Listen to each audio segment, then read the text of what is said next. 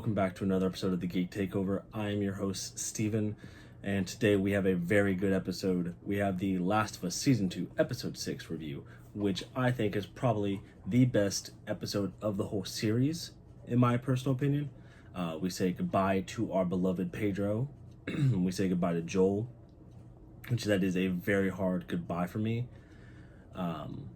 Just to kind of touch on it before we jump into it, Joel is a very influential character in my life. He's on my Mount Rushmore. When I have a kid, I'm going to name him after Joel, because Joel is that character that I want to embody when I'm a dad. Which, that'll happen years down the line, but it was very hard to say bye because it was so quickly. In the game, at least, your last flashback with him is in the end of the game. Now he's done, and it kind of sucks because I don't really know what happened there. I think I got a call and the recording stopped on my phone, so I apologize about that, but I guess that was my phone's way of telling me, hey, stop talking about Joel. Well, joke's on you, phone, because we're going to talk about him this entire episode. So the episode starts with a flashback sequence to Joel's childhood, where him and Tommy grew up in we see them that they're growing up in an abusive household, not to the point of the dad beats the hell out of him and doesn't care. The dad seems to be really aggressive, but he doesn't want to be. And one key thing that he tells Joel that we're going to keep in mind is he tells him, when you have kids, I hope you do better than me. That's all that he wanted his son to do. And fun fact, by the way, his dad is played by Tony Dalton. You may recognize him from Daredevil Born Again. You may recognize him from Hawkeye. Fun fact. So that was kind of cool. Anyways, throughout this episode, we see multiple of Ellie's birthdays. Her first birthday is, I think it's a year after they get to Jackson, maybe 2 years after.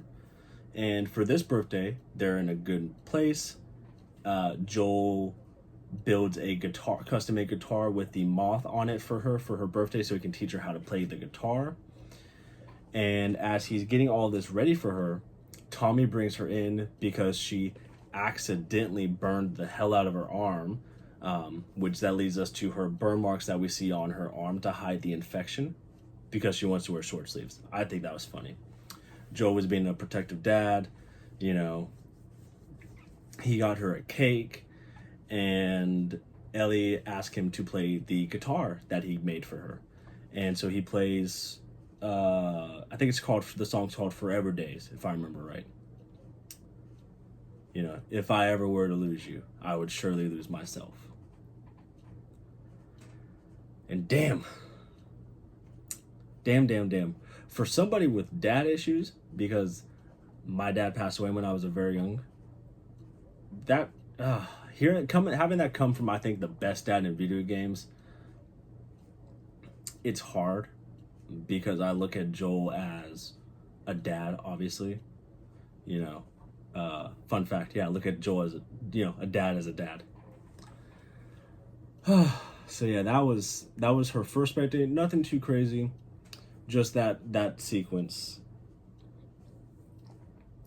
Then we fast forward to 1 year later. So she was 13 in Last of Us Part 1. She's 14 now. Now she's 15? Now she's 16. She's 16 now at this point. And Joel's taking her off into the woods to go to see her birthday present. I do think there's a little funny banter from the game that they brought in where he talks about Jesse. He must have just arrived fairly recently. And he talks about, oh, you guys would make a cute couple, blah, blah, blah, blah, blah. And she's like, yeah. Because I think it's funny that Joel is a badass kind of character, but yet he doesn't realize that his daughter is gay. I think that's hilarious. But in the woods, for the game knowers, we know that Joel is taking Ellie to the dinosaur museum. She loves her dinosaurs. She climbs on top of this giant T-Rex, And when she's up there, she sees another part two of her present, which is a museum. And in this museum is a spaceship exhibit where, just like in the game, Joel takes her into the Apollo 8, I think, capsule where the pilots can sit. He takes her in there, has her put on her little spaceship helmet because she loves her space, and then he gives her a recording that he said was extremely difficult to find, which was just a recording of the spaceship launch. He tells her to close her eyes, and he asks, "How did I do?" She said, "You did fucking great," basically. And Joel's crying tears of happiness. And I'm crying tears of sadness because this is the sweetest fucking thing I've ever seen in my life. And you rarely see Joel happy. You know? It's great. Because now it's just pretty much going to go downhill from here. Because after this, now we're at the next year. Now she is, I believe, 17. And now we get into the rebellion kind of phase, because Joel hears something coming from her room, bursts through the door. She's making out with a woman. No, not making out. I think that she's getting her tattoo done. No, she was making out with a woman half naked, and Joel's like, "Yo, what the hell? Get the hell out of here." You know she's a minor, and she's like, "Well, I'm 19." And he's like, "Go." So she's in her little rebellion phase. She's getting a tattoo to cover up the burn/infection. She's smoking pot. She's, as Joel said, experimenting. You know, he never had to deal with this with Sarah, so this is all new for him. But it was kind of a cute moment of a protective dad stuck in his ways, then Ellie being a little bit more expressive. We even get a cute moment where she's wants to move all her shit to the garage in the pouring rain, and Joel's like, "You're not doing that. No. And then he's like, "You know what? I'm sorry for how I acted. You can move into the garage, but let me just make sure it's livable, and then I'll help you move all your stuff." So now we've gone through 3 birthdays. Now we're on to the 4th one. This one is a long flashback because now we're 2 years later. Ellie is now 19.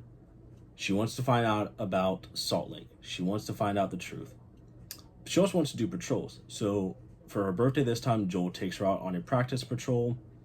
She's trying to work up the courage to ask him about the truth that happened to the Fireflies. But in doing so, they get a distress call from Eugene, Gail's husband.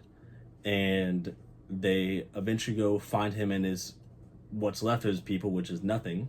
They must have ran into some infected. Eugene got bit. And all he wants to do is go say goodbye to Gail. He wants to do it himself. Joel, the rules of the Jackson is, nope, we are going to kill you. Give us your last words. We're going to kill you. We have to protect the people. Ellie's like, he just wants to say goodbye. He has time. Let's just hurry. Let's go. Joel says, "I promise you," with a straight face, "I promise you, we won't kill him. Go get the horses. Let's go." Joel takes Eugene off the trail, and he pulls, what's a good example? Like, I don't want to say Old Yeller. He pulls, God, what is Carol's daughter's name from The Walking Dead? Where, like, he takes him out because he has to kill him, basically. No, not her daughter. The 2 kids that she basically adopted when she killed her sister. I can't remember her name. But you Walking Dead fans know what I'm talking about, where she told her, "Look at the daisies." That's basically what he had to do to Eugene. Okay, sorry about that pause in the middle of the recording. Sometimes duty calls and you have to step away for a second. But, so as I was saying, Carol with the daisies. So Joel takes Eugene off, way off in the distance, basically. They're having a conversation, well, trying to. Eugene's doing all the talking. They come out to a ledge where it overlooks a beautiful lake with mountains in the back. And Joel tells Eugene, "Don't turn around. Do you have any last words?" And then Eugene is pleading at this point, saying, "I just want to see it." Or it's not that he wants to give Gail his last words. He wants her to give him her last words, since he will never see her again. And Joel said something that I think could mean a lot of things.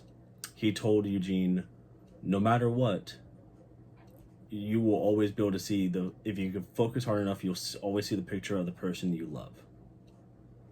Eugene stares off in the distance and he says, I see her. Boom, right in the back of the head. And I think Joel said this for a couple of different reasons. I think he said this because of, he could think of himself with Sarah. He could say it for Eugene genuinely, as well as I'm sure when he was about to die from Abby, he was picturing Ellie. Or maybe he was picturing Sarah. Probably Ellie. But, so I think that has a lot of extra meanings to that, and I think that's a very powerful moment in the long run. Now, of course, Ellie returns. She sees this. She's fucking pissed. She is livid. They make it back to Jackson. Joel makes up a fucking story to Gale. He says, Eugene wanted to say, I'm sorry, I love you. I wish I could have said goodbye. He turned, we killed him. And then Gale says, thank you. And Ellie just says, he fucking lied. This is what this motherfucker did. He did this because she knows who he is. Gale slaps Joel. Ellie looks at Joel and says, you fucking lied. And then we get 9 months later. New Year's Eve. Which, fun fact for you, by the way, before I keep going.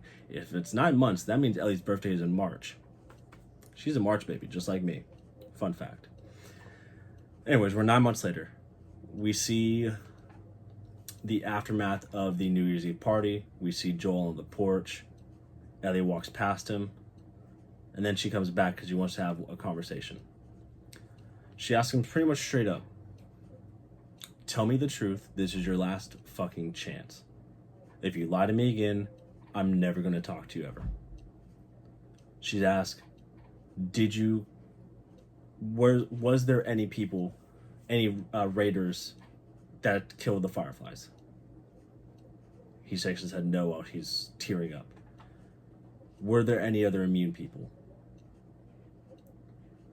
Could they have made a cure? He shakes his head yes. And he says with the softest voice and the most puppy dog eyes that Pedro can have, they would have had to have killed you. I could have let them do that. Ellie's pissed. She's like, this is my life. You should have let them do this. My life would have meant something. This and this and this. And Joel simply said, I love you. First time he's ever said it in the game included. I love you. I can't explain why I did it. I can only hope that when you have kids, you will understand yourself. And then we have the powerful moment of, I can't forgive you, but I would like to try. And then they go off, and that's the last conversation they ever have. Because the following morning, Joel is killed. What a fucking powerful episode. Brutal. Best episode of the series. And we only have one episode left. The finale, next week. Saw the preview. Don't know what the hell is going to happen. I'm so excited. I can't wait. Oh, man. This episode was so wonderful. I loved it. I cried multiple times because I just thought about how proud of a dad he is. I thought about my own dad. I thought about, I really hope that I'm living a life that is making him proud. I hope that when I have a kid, I will be able to make them proud and make my dad proud, and so on and so forth. Because that's, I think, all any guy ever wants when they have a kid, is to make them proud and make their parents proud.